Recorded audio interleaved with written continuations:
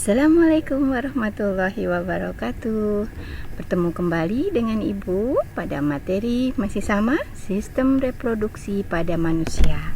Namun kali ini akan melanjutkan materi yang sebelumnya, yaitu nanti kita akan bahas mengenai proses gametogenesis, baik itu spermatogenesis maupun oogenesis, dan juga nanti materi selanjutnya. Oke, baiklah anak-anak, semuanya sehat kan? Tetap sehat ya. Oke, tetap jaga kesehatan. Oh iya, jangan lupa kemarin sebagian besar sudah mengumpulkan tugas, namun ada beberapa yang belum. Jangan lupa tugasnya yang ini. Masih ingat nggak? Ini mengisi di sini. Oke, apa nama organ-organ pada sistem reproduksi apa ini?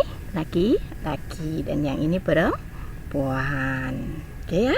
Jangan lupa yang belum segera menyusul tugas, kumpulkan ke WA Ibu, dikirim. Oke? Oke. Baiklah, kita mulai ya. Tapi sebelum kita review yang kemarin, masih ingat nggak nih kalian? Kemarin kita suara Ibu agak serak ya, maaf ya. Kemarin kita bicara tentang pembelahan sel ya.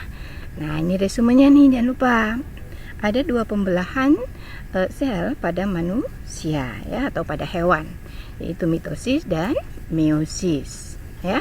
Tujuannya berbeda, yang satu untuk perbaikan sel dan yang satunya adalah untuk menambah atau membuat sel kelamin, berarti ini untuk reproduksi ya. Kemudian tempatnya juga akan berbeda. Di mitosis itu seluruh tubuh dari ujung rambut sampai ujung kaki itu mengalami pembelahannya adalah pembelahan mitosis. Sedangkan pada organ reproduksi laki-laki, yaitu pada testis dan ovarium, maka terjadilah proses pembelahan meiosis. Hasilnya pun berbeda. Mitosis berapa? 2 sel anakan, meiosis 4. Sifat dari sel anakannya juga berbeda. Oke? Perhatikan di sini ya. Kemudian prosesnya, kalau mitosis hanya 1 kali pembelahan, yang meiosis 2 kali pembelahan. Oke, sampai di sini masih teringat kembali kan ya? Oke, baiklah, sekarang kita lanjutkan ke materi berikutnya. Tetap semangat ya, tetap konsentrasi. Yang belum nanti kerjakan lagi sore hari, kemudian kumpulkan ya. Nah, materi hari ini adalah gametogenesis, yang terdiri dari 2 peristiwa, spermatogenesis dan oogenesis. Kemudian yang kedua mengenai siklus menstruasi. Kenapa kita belajar ini? Supaya kita bisa memahami bagaimana kita tumbuh berkembang menjadi individu yang sempurna ya, menjadi makhluk hidup seperti sekarang ini yang kalian sudah jalani sampai insya Allah sampai nanti tua nanti. Oke, baiklah, sekarang kita mulai ke materi yang pertama, gametogenesis, yaitu yang spermatogenesis. Nah, untuk spermatogenesis, ini Ibu ada di mana yuk? Ibu ada di halaman depan rumah. Oke, nah ini spermatogenesisnya. Oke. Nah, untuk spermatogenesis, peristiwa ini terjadi di testis. Ya, testis itu apa? Organ reproduksi laki-laki. Ya, ini prosesnya. Jadi di dalam testis ada suatu organ jaringan yang disebut dengan tubulus seminiferus. Jadi isinya itu tubulus nih, kayak selang ya, tabung-tabung kecil, selang. Nah, di setiap selang ini membuat sebuah kumpulan. Nah, kalau kita potong, ternyata di setiap saluran ini menghasilkan sperma. Prosesnya seperti apa? Seperti ini. Nah, di sperma, pada testis itu biasanya sudah mulai menghasilkan sperma pada saat usia anak laki-laki 10-14 tahun. Nah, buktinya apa? Akan mengeluarkan air mani yang dikeluarkan melalui mimpi ya. Nah, apa itu air mani? Jadi dia adalah campuran sel sperma dengan getah-getah yang dikeluarkan oleh kelenjar reproduksi. Kemarin kelenjar reproduksi ada apa? Kelenjar prostat, ada kelenjar Cooper, ya. Nah, seperti itu. Nah, prosesnya yang spermatogenesis. Seperti ini, sayang. Nah, ini spermatogenesis, ya. Jadi spermatogenesis itu adalah proses pembelahan meiosis. Jadi dari satu sel menjadi 4 sel. Di awal mengalami pembelahan seperti biasa, satu sel menjadi 2. Nah, di sini kromosomnya anakannya sama, ya. Kemudian membelah lagi berikutnya menjadi 2. Namun di sini pembelahan yang kedua tidak dibarengi dengan duplikasi kromosom, sehingga sel anakannya kromosomnya hanya setengah dari ini. Atau juga berarti dia setengah dari induknya. Kalau pembelahan pertama sama, jumlah kromosomnya sama, karena pada saat profase dan metafase itu terjadi duplikasi kromosom, ya. Jadi sebelum metafase, di profase terjadi duplikasi kromosom sebelum membelah. Jadi hasil anaknya kromosomnya sama dengan induknya. Namun pembelahan yang kedua, tahap berikutnya, tahap yang kedua tanpa dibarengi dengan duplikasi kromosom, sehingga hasil sel anakannya memiliki kromosom atau di dalam intinya kromosomnya hanya setengahnya. Perkembangan lebih lanjut ini akan menjadi sperma, ya, akan menjadi sperma. Ibu kembali ke sini. Nah, jadi sel induk sperma disebut dengan spermatogonium, ya. Kemudian hasilnya menjadi spermatosit sekunder, ya. Nanti yang sekunder ini kemudian membelah lagi menghasilkan spermatid, ya. Oke. Nah, wah, ada motor lewat ya, suaranya kedengar nggak nih? Terdengar, ya. Ini terjadi di testis. Kemudian yang berikutnya yaitu oogenesis. Nah, gametogenesis yang kedua yaitu oogenesis. Untuk oogenesis ini terjadinya di ovarium, berarti hanya pada perempuan. Namun berbeda pada laki-laki.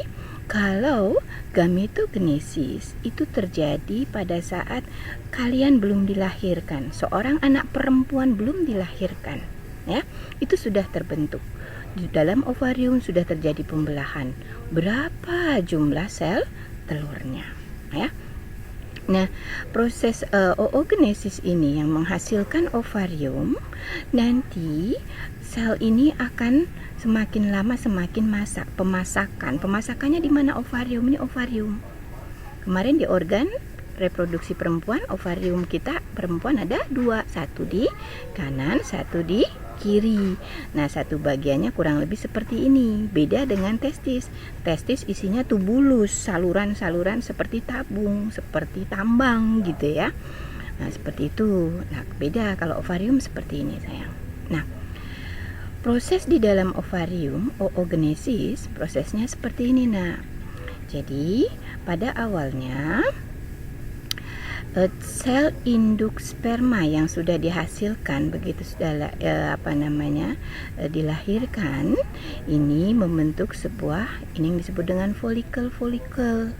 Nah, tapi sebelum sampai ke folikel ini kita lihat bagaimana oogenesis itu terjadi. Nah, prosesnya seperti ini, sayang. Nah, ini pada peristiwa oogenesis, sel induk sel telur atau ovum, sel telur itu ovum, ini hasilnya ovum, ini namanya oogonium, ya. Kalau tadi pada sperma, spermatogonium. Kemudian membelah menjadi 2 membentuk oosit primer, ya.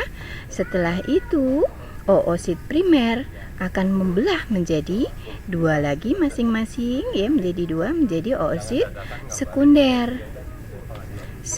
Setiap oosit sekunder membelah menjadi 2, ya, menjadi polosit. Kenapa yang di sini menjadi polosit? Karena oosit sekunder yang satu ini tidak berfungsi alias boleh dikatakan mengalami kemunduran, ya. Sedangkan yang berfungsi hanya satu. Kemudian dia membelah lagi, waktu membelah menjadi dua, yang satunya juga mengalami kemunduran sehingga dia pun berubah menjadi polosit. Ya, apa nanti polosit ini? Nah, biasanya polosit 3 polosit ini dikatakan sebagai badan polar. Nanti akan membantu proses kesiapan sel telur menerima sperma. Ya, oke. Nah, satu dari oosit sekunder yang bagus ya, itu akan berkembang menjadi oosit dan kemudian berkembang menjadi ovum. Jadi berbeda dengan spermatogenesis, oogenesis hanya menghasilkan satu ovum. Tapi kalau pada spermatogenesis akan menghasilkan 4 spermatozoa. Ya, semuanya aktif. Jadi berbeda dengan pada proses oogenesis, ya. Oke. Sampai sini cukup jelas bedanya antara spermatogenesis dengan oogenesis. Nah, oogenesis baru akan berlanjut setelah kalian berusia sekitar 9 tahun mulai. Ada yang 9 tahun sudah mulai ya, jadi 9 tahun. Ada yang sampai 17 tahun belum. Tandanya apa? Mengalami menstruasi ya. Jadi waktu kalian dilahirkan itu sudah memiliki sel ovum atau disebut primordial, jumlahnya mencapai 200.000 sampai 2 juta, banyak ya. Nah, namun yang bisa tetap bertahan dan berkembang itu hanya 40.000. Saat puber berkurang jumlahnya, semakin berkurang, hanya tinggal 40 yang bertahan. Ini yang nanti sanggup menjadi ovum yang matang. Ya. Oke. Sampai sini paham ya, Nak ya? Baiklah, kita lanjutkan ya. Nah, ini tadi perbedaan antara spermatogenesis dan oogenesis. Kalau Ibu ringkas menjadi seperti ini. Ya. Oke, menjadi seperti ini, sayang. Nah, ini yang spermatogenesis, ini yang oogenesis. Spermatogenesis menghasilkan 4 sel aktif, sperma aktif. Oogenesis hanya menghasilkan 1 ovum aktif. Yang 3 adalah badan polar atau sel polosit. Oke. Nah, baiklah. Lumayan ya. Oke, jadi ini loh yang terjadi di dalam tubuh kalian. Kalau kalian, oh Bu, sampai sekarang saya belum menstruasi, gitu ya. Sampai sekarang saya belum menstruasi, terus bagaimana? Enggak masalah, konsul saja ke dokter sampai usia 17 tahun ya. Karena seharusnya usia kalian kan sekarang sekitar 12 kali ya, 12, 13, paling 14 ya. Itu sudah mengalami menstruasi ya. Apa itu menstruasi?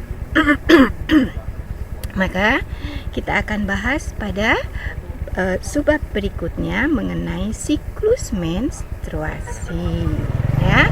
Oke, kita bicara sekarang mengenai siklus menstruasi. Pada siklus menstruasi ini akan terjadi apabila sel telur, ingat ovum, sel telur tidak dibuahi oleh sperma, maka terjadilah menstruasi. Siklus dari menstruasi berlangsung berbeda-beda setiap orang. Pada umumnya atau boleh dikatakan normal itu siklusnya 28 hari. Jadi kalau misalnya kita men yang perempuan sudah men tanggal 1, maka nanti tanggal 29 bisa mens kembali. Itu siklus normal. Ya. Namun ada yang sangat pendek, 18 hari. Setiap 18 hari menstruasi. Jadi tanggal 1 mens, tanggal 19 nanti sudah menstruasi. Oke? Kemudian ada yang sangat panjang. Kalau yang sangat panjang itu mencapai 40 hari. Jadi satu periode menstruasi 40 hari. Nah, pada siklus menstruasi ini akan dibagi menjadi beberapa fase atau beberapa tahap. Ya, kita lihat di sini. Nah, pada tahap siklus menstruasi, di sini Ibu gambarkan apa yang terjadi di dalam dinding rahim. Kemudian yang kedua, ini adalah yang terjadi pada ovarium atau indung telur. Dan yang ketiga, ini adalah diagram atau grafik hormon yang mempengaruhi proses menstruasi, ya. Oke. Jadi pada saat proses menstruasi di dalam rahim terjadi seperti ini. Nah, ada waktu awal mau mens terjadi peluruhan dinding rahim. Nah, kok bisa luruh, Bu? Oke, peristiwanya nanti kenapa ada dinding yang luruh. Nah, nanti sebelumnya, ya setelah ini ya. Nah, menstruasi mohon maaf nih, batuk-batuk. Menstruasi ini biasanya dalam fase mengeluarkan darahnya atau fase menstruasinya itu berlangsung kurang lebih, kalau yang normal 28 hari berarti ada 1 minggu. Nah, kemudian minggu berikutnya, jadi ini di sini tertulis bahwa anggaplah hari ke-0 ya. Hari ke-0 mulai menstruasi dianggap hari pertama. Nah, ini sampai hari ke-5 atau hari ke-6 ya. Sampai habis. Jadi dinding rahimnya tinggal dinding rahim utama. Jadi kalau ibaratnya dinding rumah atau tembok ruangan, maka dinding rahim ini adalah tembok utama. Kemudian kita tambahin styrofoam sampai tebal menjadi lapisan yang kedua. Nah, itulah yang disebut dinding kedua atau endometrium. Ya, endometrium. Nah,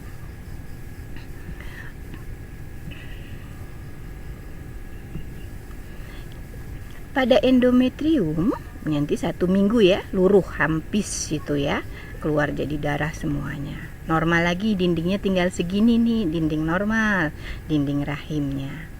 Nah, pada saat itu setiap hari mengalami penebalan dinding terus sampai hari ke-14. Dinding ini semakin tebal. Tujuannya untuk apa? Tujuannya adalah mempersiapkan proses kehamilan. Pada saat terjadi nanti kok ada pembuahan, terjadilah janin, zigot kemudian janin, maka dinding rahim siap. Supaya apa? Janinnya nggak koclok-koclok. Kalau koclok-koclok gitu kan ya, kalau ruangannya terlalu lebar, koclok, makanya ditahan dengan dinding-dinding yang rapat gitu ya. Oke. Selama 14 hari. Nah, setelah 14 hari, berarti ini rahim sebenarnya udah siap untuk menerima sel telur. Maka apa yang terjadi di dalam ovarium, tempat pembentukan sel telur? Ini ovarium akan mengeluarkan sel telur. Jadi sel telurnya sudah matang. Nah, keluar nih. Nah, keluar ke sini. Jadi nanti keluarnya bagaimana? Nah, kita lihat proses keluarnya. Bentar ya, sayang. Mana ini?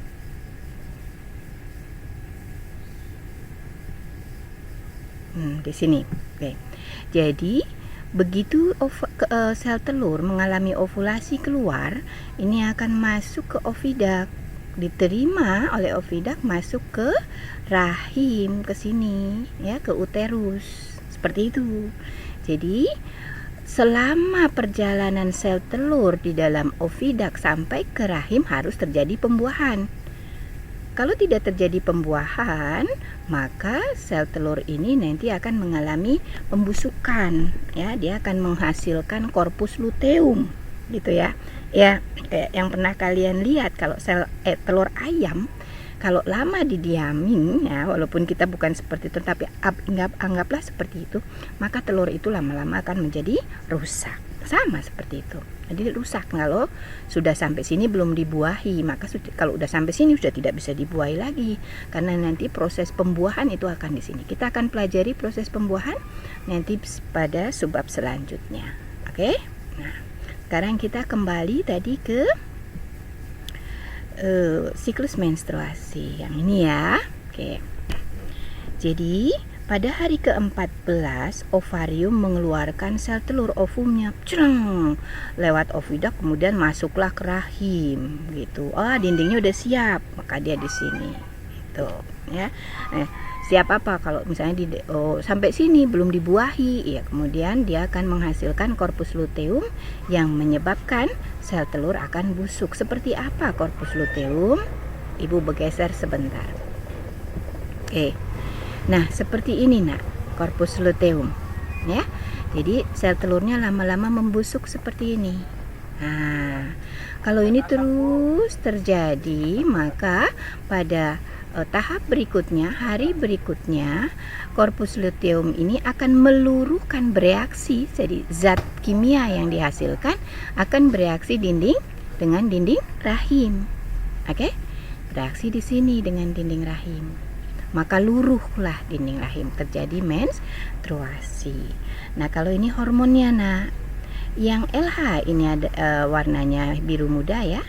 Nah, yang ini adalah estrogen, kemudian progesteron, ini yang ungu ini progesteron ya. Kemudian yang FSH ini adalah hormon FSH. Jadi ada 4 hormon yang berperan pada siklus menstruasi ya. LH, progesteron, estrogen, FSH.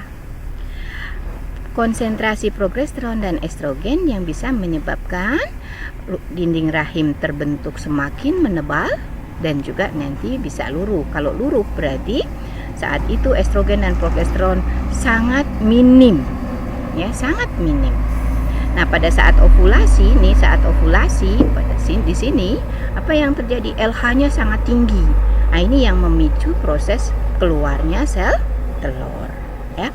Itu adalah siklus menstruasi. Jadi siklus menstruasi dibagi ke dalam 3 tahap.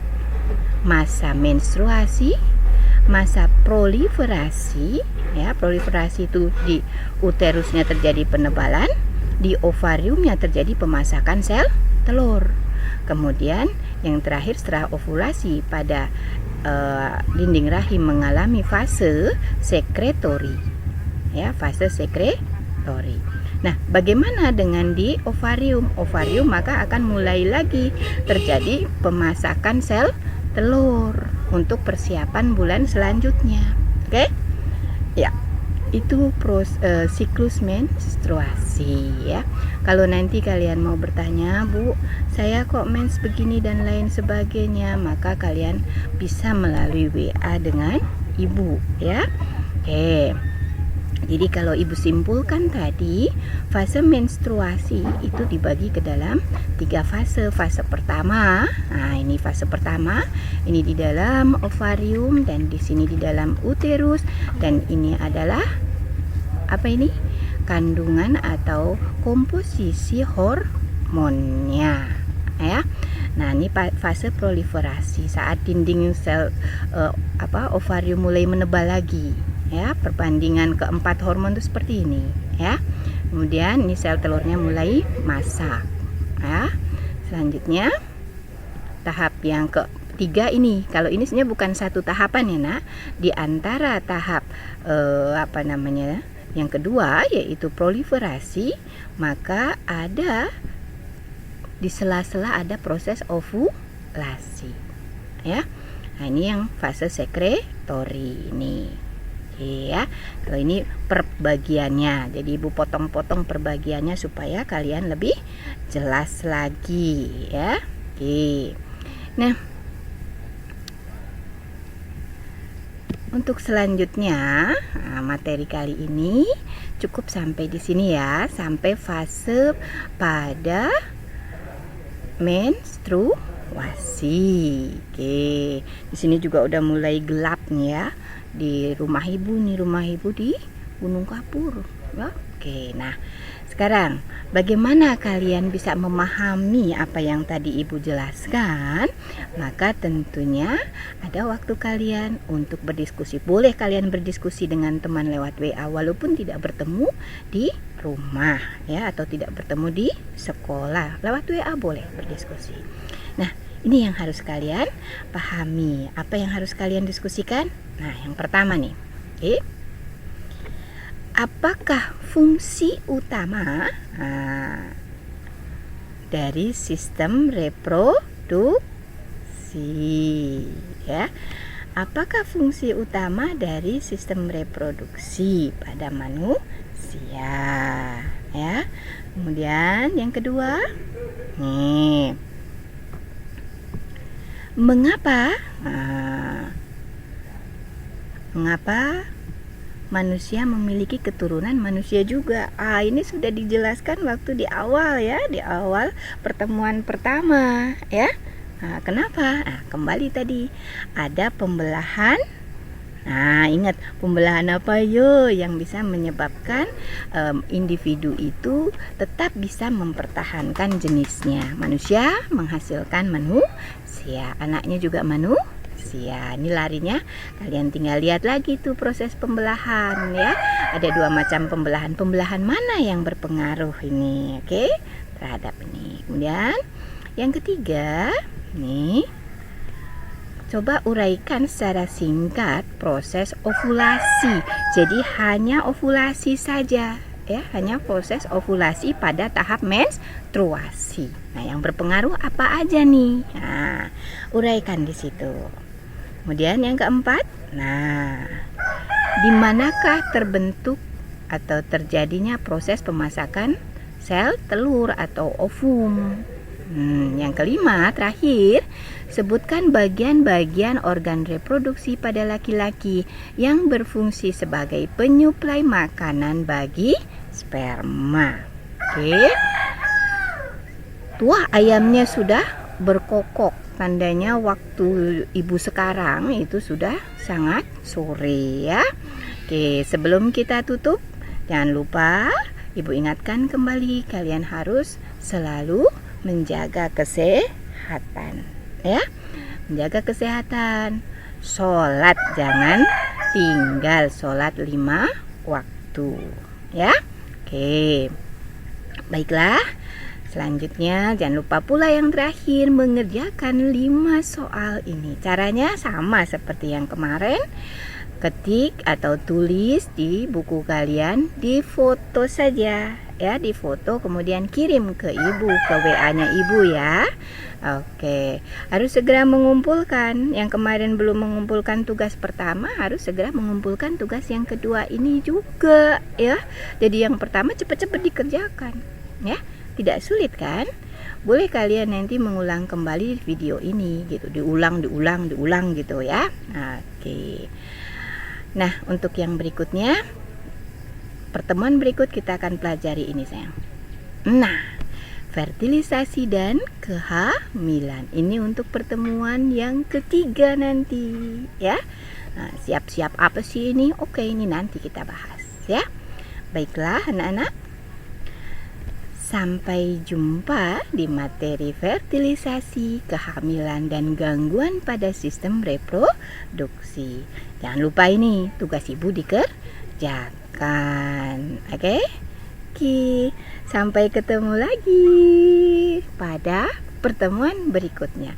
Tetap sehat, jaga kesehatan. Sholat tidak boleh tinggal. Assalamualaikum warahmatullahi wabarakatuh.